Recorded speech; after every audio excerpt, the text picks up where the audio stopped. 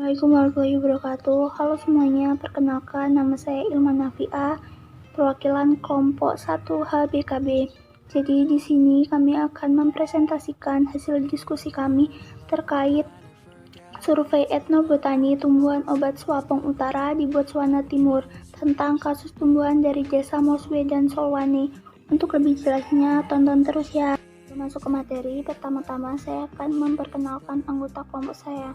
Yang pertama ada Jeffrey Saputra dengan NPM 16, 14, 15, 10, 55. Kemudian saya sendiri Ilman Nafiah dengan NPM 18, 14, 15, 10, 14. Yang ketiga ada Genta Duta Ramadan dengan NPM 18, 14, 15, 10, 46. Kemudian ada Intan Maharani Safitri dengan NPM 18, 14, 15, 10, 48. Dan terakhir ada Agus Wisesa Gatra Perkasa dengan NPM 18, 14, 15, 10, 60. Penggunaan tanaman obat dalam pengobatan penyakit telah menghasilkan minat baru dalam beberapa kali karena persiapan herbal semakin banyak digunakan dalam sistem perawatan kesehatan manusia dan ternak. Botswana bagian timur, khususnya Bukit Swapong, memiliki vegetasi campuran mulai dari semak kecil hingga hutan sabana yang lebat. Dan hutan Mopane ini merupakan rumah bagi banyak koleksi tanaman yang ditegakkan dalam cerita rakyat yang memiliki nilai obat yang sangat bermanfaat. Nah, banyak tanaman yang ditemukan di wilayah ini sangat mirip dengan apa yang ada di San dan Khoisan, di mana itu merupakan pusat budaya Afrika Selatan secara historis yang digunakan untuk perawatan kesehatan primer. Namun, meskipun tanaman yang ada di kedua tempat tersebut mirip, namun ternyata bertolak belakang, di mana ini dibuktikan bahwa di Botswana kurang adanya catatan etnobotani tanaman obat, padahal ini merupakan hal yang sangat vital. Latar belakangi adanya penelitian ini adalah studi etnobotani seringkali penting dalam mengungkap spesies tanaman yang penting secara lokal, terutama untuk penemuan obat-obatan mentah. Dari masa bersejarah, dokumentasi pengetahuan tradisional terutama tentang penggunaan tanaman obat telah menyediakan banyak obat penting di zaman modern. Obat tradisional masih tetap menjadi sumber utama bagi sebagian besar masyarakat, apalagi di negara berkembang untuk mengobati masalah kesehatan, terutama karena tanaman obat ini dapat diakses dengan mudah dan murah. Selain itu, penggunaan tanaman obat oleh kelompok etnis Bat Swapong tertanam dalam budaya mereka. Penyebab kurangnya catatan etnobotani dikarenakan di Botswana sendiri ada pengembangan terbatas produk-produk terapi dan pengetahuan asli tentang penggunaan tanaman obat, sehingga obat tradisional hilang karena migrasi dari daerah pedesaan ke perkotaan, industrialisasi, hilangnya kebiasaan alami, dan perubahan gaya hidup secara cepat. Ada juga kurangnya survei etnobotani yang dilakukan di sebagian besar negara. Mengingat pengamatan ini, dokumentasi penggunaan tradisional tanaman obat merupakan hal yang penting dan mendesak untuk melestarikan pengetahuan tentang tanaman obat. Tujuan dari penelitian ini adalah untuk menyelidiki penggunaan tradisional tanaman obat oleh orang-orang biasa di desa Solwane dan Moswe yang ada di Botswana Timur. Studi ini akan menyediakan data dasar untuk farmakologis serta studi fitokimia tanaman obat. Salah satu bentuk pemanfaatan tumbuhan hutan Botswana adalah sebagai bahan obat tradisional masyarakat setempat. Potensi tumbuhan obat pada kawasan hutan di Afrika cukup beragam, baik yang telah dimanfaatkan oleh masyarakat sekitar kawasan maupun yang belum dimanfaatkan. Masyarakat setempat percaya bahwa tumbuhan obat adalah semua jenis tumbuhan yang dapat digunakan untuk menyembuhkan penyakit manusia, baik secara langsung maupun tidak langsung, yang biasanya dilakukan melalui upacara-upacara pengobatan. Nah, etnobotani sendiri merupakan interaksi masyarakat setempat dengan lingkungan hidupnya, khususnya tumbuh-tumbuhan serta dengan suatu pengkajian. Atau etnobotani ini juga dapat diartikan sebagai ilmu yang mempelajari tentang tumbuh-tumbuhan dalam hubungannya dengan budaya bangsa. Metode penelitian. Lokasi yang digunakan pada penelitian ini dilaksanakan pada Desa Solwane dan Muswe. Pemukiman ini terletak di Swapong Utara di Distrik Tengah, Botswana Timur, Afrika. Waktu pelaksanaan dan metode penelitian dilakukan pada Oktober 2001 dan April 2002 menggunakan kuesioner semi terstruktur dan pendekatan penilaian cepat. Penentuan responden dalam penelitian ini dilakukan secara purposif atau sengaja. Metode pengumpulan data yang digunakan dalam penelitian ini terdiri atas dua data, yaitu data sekunder dan data primer. Penelitian ini menggunakan metode survei, yaitu survei terhadap keinginan masyarakat.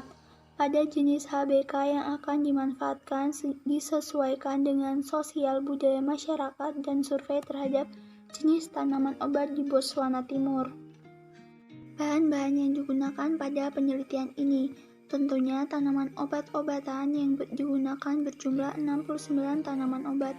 Spesimen herbarium dikumpulkan untuk semua spesies kecuali spesies yang paling umum dan terkenal yang disimpan di Gaborone National Herbarium dan Galeri Seni Botswana. Tumbuhan diidentifikasi oleh ahli taksonomi telati, yaitu Dr. Bruce H. Griffiths, PhD. Jenis tanaman selanjutnya dikonfirmasi dengan perbandingan bahan herbarium di National Herbarium. Yang tinjauan literatur dilakukan dengan mengunjungi berbagai sumber referensi tentang aktivitas biologis dan fitokimia yang tercatat dari banyak spesies.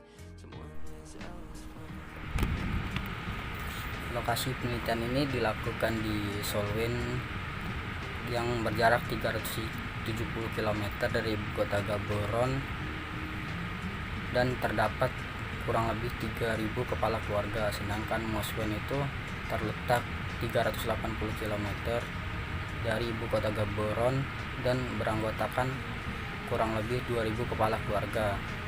Untuk wawancara yang dilakukan yaitu pada kelompok etnis yang bertempat tinggal di Ratholo dan Batswapong. Kelompok ini beralih ke hutan untuk mencari buah-buahan dan tanaman obat untuk mendapatkan penghasilan tambahan. Selama survei yang dilakukan terdapat 36 jenis tanaman obat.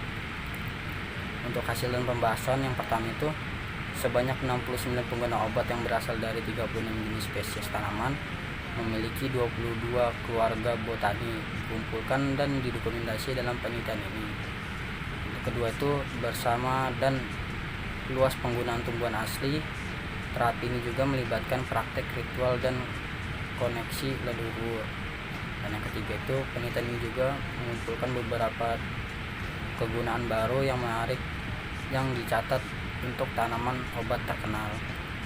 Dan yang keempat, contoh Sinenina cavara dalam bir memiliki aktivitas absida, sementara itu jus diperas untuk mengobati opalitis sesuai penjelasan ahli yang diwawancarai. Sedangkan untuk wawancara para ahli yang diwawancarai yaitu ada Mot Alaka yang berasal dari Solwen. Dia adalah seorang berpengalaman pribadi dan dari ayah tabib tradisional. Terus kemudian ada Tsebeb, itu berasal dari Solwen, berpengalaman pribadi dan ahli tentang herbal. Kemudian ada Gabo Bolke, itu berasal dari Muswen, itu seorang tabib tradisional. Kemudian ada Latodi, berasal dari Solwen, itu berpengalaman dalam penyembuhan spiritual. Latodi itu terkenal dengan penyembuhan spiritualnya pada desa Solwen itu sendiri. Terus kemudian ada Tiravalo, itu berasal dari Muswen, itu ahli tentang herbal. Tesekiso itu berasal dari Solwen, seorang ahli herbal. Merafi itu berasal dari Muswen, itu ahli tentang herbal juga. Dan kemudian ada Mangadi, itu berasal dari Muswen, itu seorang ahli herbal. Oke, baik. Slide selanjutnya adalah mengenai informasi etnobotani dari tanaman obat yang diteliti. Untuk spesies dari Sapindaceae itu bisa digunakan sebagai obat untuk bisul mulut, juga gigitan ular. Bagian yang digunakannya akar, juga cara persiapannya dengan cara diekstrak atau direbus. Lalu selanjutnya ada dari spesies Sapindaceae, itu bisa digunakan juga sebagai gigitan ular juga, dengan cara penggunaan yang digunakannya bagian akarnya, dengan cara akar tersebut diekstrak lalu dioleskan. Lalu selanjutnya ada Celastraceae, itu bisa digunakan sebagai obat sakit punggung dengan cara penggunaan di bagian akarnya. Lalu bisa digunakan dengan cara ditumbuk bagian kulit batang tersebut lalu diekstrak. Lalu selanjutnya ada spesies dari Verbenaceae, itu bisa digunakan sebagai obat sakit mata, juga epilepsi, juga bisa asma juga, yaitu bagian yang digunakannya bisa bagian batang, akar, juga bagian bijinya, dengan cara direbus lalu diminum. Lalu selanjutnya ada Combretaceae. Spesies dari Combretaceae bisa meredakan sakit kepala dengan menggunakan bagian tumbuhannya dari bagian buah-buahnya, dengan cara buah tersebut direbus seperti teh. Lalu selanjutnya ada Burseraceae, itu bisa digunakan sebagai pasta gigi, juga bisa radang pada kulit, juga infeksi pada luka. Bagian yang digunakannya adalah bagian resinnya, dengan cara kulit lukanya yang terkena luka dioleskan dari ekstrak hasil resinnya. Lalu yang selanjutnya ada Burseraceae juga. Burseraceae juga bisa digunakan sebagai obat batuk, di mana bagian yang digunakannya adalah bagian batangnya, juga bagian serpihan kulitnya, dengan cara dibakar lalu dihirup, sama seperti dalam penggunaan gaharu. Lalu selanjutnya ada Euphorbiaceae, dengan bisa digunakan sebagai infektivitas wanita, juga penyakit venereal atau pemurnian darah. Itu yang bagian yang digunakan adalah kulit batang dan umbinya, dengan cara umbinya tersebut diekstrak. Lalu selanjutnya ada Imoceae, untuk meredakan muntah, keguguran, dengan cara penggunaan di bagian umbinya, dengan cara diekstrak. Lalu selanjutnya ada Ebenaceae, dengan bisa digunakan sebagai obat sakit gigi, dengan penggunaan bagian akar. Akar tersebut dikunyah dengan cara penggunaannya. Lalu selanjutnya ada spesies Rubiaceae, bisa meredakan epilepsi dengan cara direbus daunnya, yaitu yang digunakan bagian daunnya. Lalu selanjutnya ada Pedaliaceae, bisa digunakan sebagai obat campak, obat nyeri, batuk, juga luka. Bagian yang digunakannya bagian umbinya, dengan cara umbinya direbus lalu diminum. Selanjutnya ada Europrabiceae, dengan bisa digunakan sebagai obat untuk masalah ginjal, dengan bagian yang digunakan bagian umbinya, dengan cara direbus lalu dicampur dengan Ximena cava. Lalu selanjutnya ada Euphorbiaceae, sama juga bisa digunakan untuk periode halangan untuk wanita, juga keguguran, terus luka terbuka, juga penangkal gigitan ular. Bagian yang digunakan adalah bagian umbinya, dengan cara direbus lalu diminum. Selanjutnya ada spesies dari Cimarobaceae, bisa digunakan sebagai batuk dan pilek, dengan cara uap dari rebusannya diinfus. Lalu selanjutnya ada Verniaceae, bisa digunakan sebagai obat asma, dengan cara bagian daunnya dibakar lalu asapnya dihirup. Selanjutnya ada Anarsaridaceae, bisa digunakan sebagai untuk obat nyeri rahim, peradangan akut pada dada, juga periode nyeri infertilitas pada wanita. Yang bagian yang digunakan pada tumbuhan ini adalah bagian akar dan batangnya, dengan cara akar tersebut ditumbuk lalu direbus, juga di bagian kulit akar juga bisa. Lalu selanjutnya ada spesies Rubiaceae, yaitu bisa digunakan sebagai obat demam, dengan cara bagian daunnya tersebut uap direbus lalu uapnya dihirup. Selanjutnya ada Sapindaceae, bisa digunakan sebagai obat luka, juga retensi plasenta pada wanita. Bagian yang digunakan bagian daun-daunnya dengan cara direbus. Lalu selanjutnya ada spesies dari Plumbaginaceae, bisa digunakan sebagai zat perangsang nafsu birahi, yang digunakan bagian akarnya dengan cara direbus lalu diminum. Lalu selanjutnya ada Europrabiaceae, sama bisa sebagai zat perangsang juga, tapi yang digunakan adalah bagian kulit batangnya. Dengan cara bagian kulit batangnya ditumbuk sampai menjadi bubur.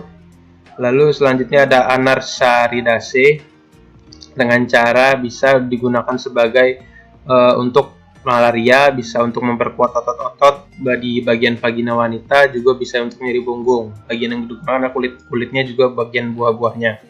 Bagian kulit batangnya juga bisa dengan cara diekstraksi menggunakan tambahan alkohol.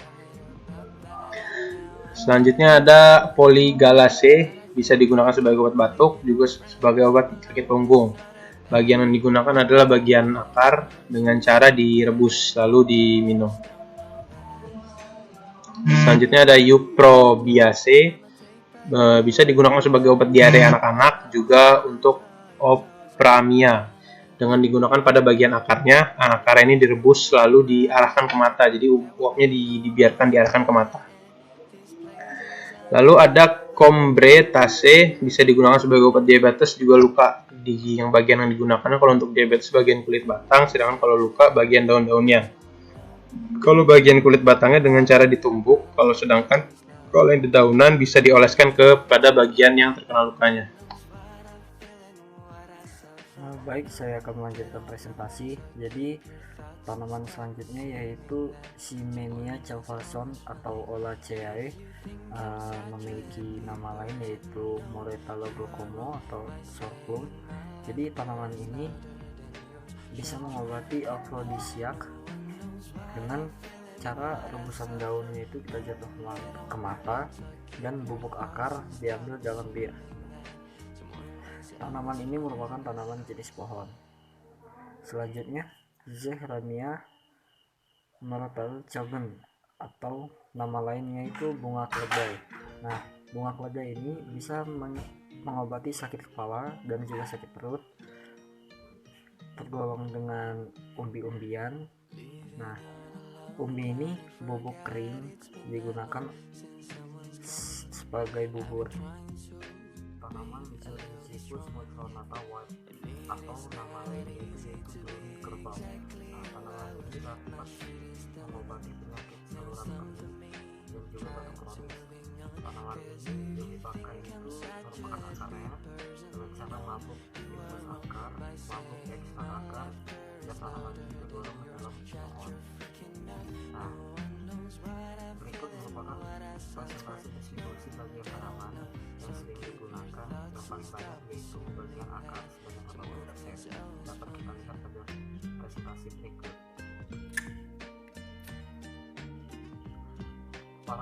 Para ahli sering mewawancarai mengapa mereka lebih menyakiti bagian tanaman akar daripada pohon. Penjelasannya karena praktik yang mereka peroleh dari satu generasi ke generasi lain. Para ahli juga menyebutkan di sini bahwa mereka itu meyakini bahwa kejadian ini diambil dari perilaku binatang liar yang menggali dan memakan tanaman tertentu, akar tanaman tertentu. Nah, penyakit ini didasarkan pada kemiripannya dengan penyakit yang digunakan untuk mengobati.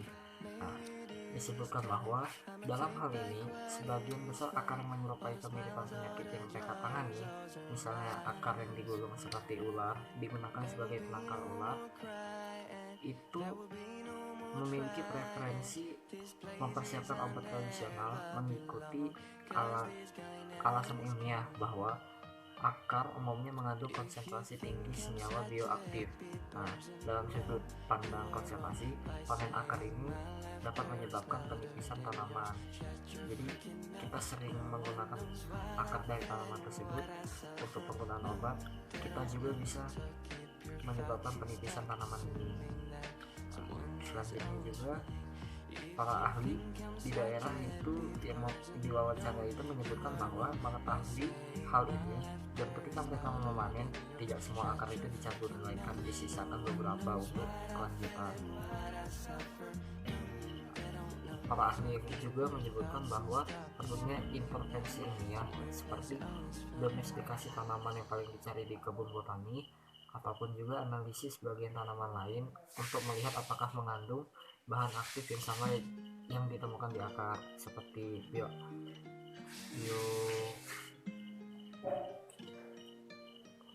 bioaktif. Nah, dalam tentang konservasi itu, beberapa komunitas di Botswana Timur telah didukung oleh pemerintah untuk menghilangkan tanaman dari semak ex situ budidaya di kebun raya desa. Jadi ex situ itu proses membudidayakan di luar habitat aslinya. Selanjutnya itu pembahasan. Jadi pembahasannya ada 5 topik, yaitu yang pertama yaitu pengetahuan tentang tanaman obat di masyarakat Tuapong biasanya diberikan dari generasi ke generasi. Tetapi karena mereka sudah tua, penglihatan mereka sekarang miskin, dan ini membuat sulit untuk mengenali dan mengidentifikasi tanaman. Selain itu, proses mencari tanaman di semak-semak itu melelahkan dibandingkan dengan pergi ke fasilitas kesehatan pemerintah. Perluasan desa Solwen ke daerah semak yang kaya ini juga mengancam keanekaragaman hayati di wilayah ini. Reklamasi lahan untuk tempat tinggal dan pertanian di daerah yang diteliti juga menjadi perhatian. Ada kebutuhan mendesak bagi penduduk desa dan pemerintah untuk peka terhadap pentingnya praktik tradisional asli. Pihak berwenang pemerintah harus dinasehati untuk mempromosikan kebijakan yang dapat mengarah pada pelestarian keanekaragaman hayati untuk generasi mendatang. Domestikasi tanaman ini di kebun raya harus dilakukan, namun pendekatan tersebut harus diadopsi bersamaan dengan screening fitokimia laboratorium komparatif dan uji biologis untuk mengkonfirmasi konsistensi dalam aktivitas biologis antara spesies tanaman liar dan jinak. Jika penggunaan tradisional tanaman ini oleh berbagai suku tidak didokumentasi, banyak dari tanaman ini yang punah karena hilangnya ekosistem alami dengan cepat karena pengembangan. Selanjutnya saya akan menjelaskan kesimpulan.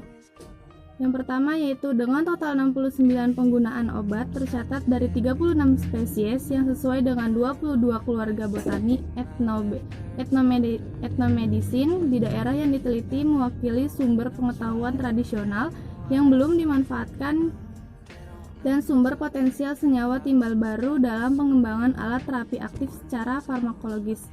Penggunaan tradisional tanaman yang diteliti berkisar dari mengobati peradangan atau rasa sakit, gigitan ular, masalah pernapasan, gangguan reproduksi, dan penyakit menular. Penyakit yang paling umum diobati adalah nyeri.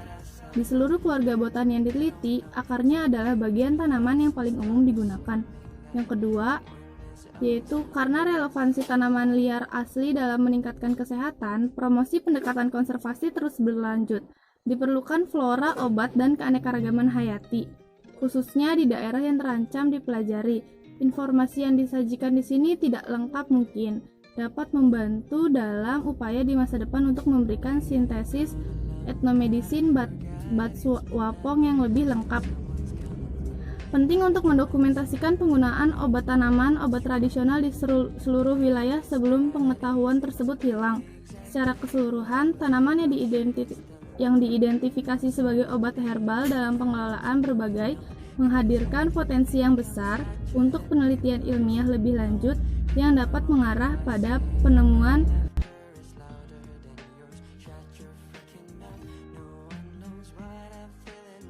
Baik, seperti itulah presentasi yang dapat kami sampaikan. Jika ada kesalahan mohon dimaafkan.